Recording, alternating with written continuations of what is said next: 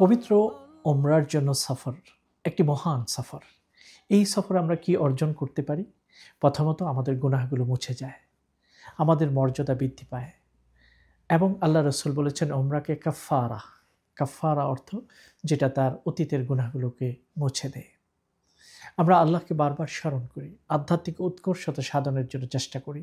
একটি রাকাত মসজিদুল হারামে যখন আমরা আদায় করি, লাখো রাকাতের সব আমরা পেয়ে যাই।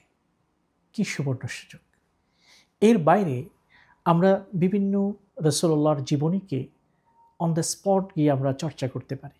কোন জায়গায় কি হয়েছে, বদরের প্রান্তে, উহুদের প্রান্তরে, তাইফে আল্লাহ রসুলের জীবনে কি ঘটেছিল, ওই জায়গাতে গিয়ে সেটাকে স্মরণ করা, চোখে সামান্য একটু মায়ার অশ্রু ফেলতে পারা, এই সুযোগটুকু ওমরার সম্মিলিত ট্রিপ আমাদেরকে দেয়।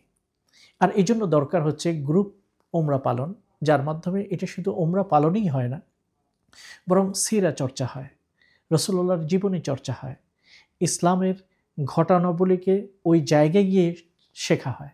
এর মাধ্যমে আমাদের আত্মবিশ্বাস জাগ্রত হয়, আমাদের মনটা উদার হয়, এবং আমাদের মর্যাদা আল্লাহর কাছে বৃদ্ধি পায়।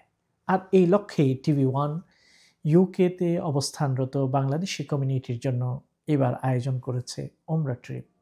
আধ্যাত্মিক এই সফরে আপনি আমাদের সঙ্গী হন, আপনার পরিবার সহ। ইনশাআল্লাহ আমরা সকলে মিলে আল্লাহর সন্তুষ্টি অর্জন করতে পারব। আল্লাহ যেন তৌফিক দান করেন।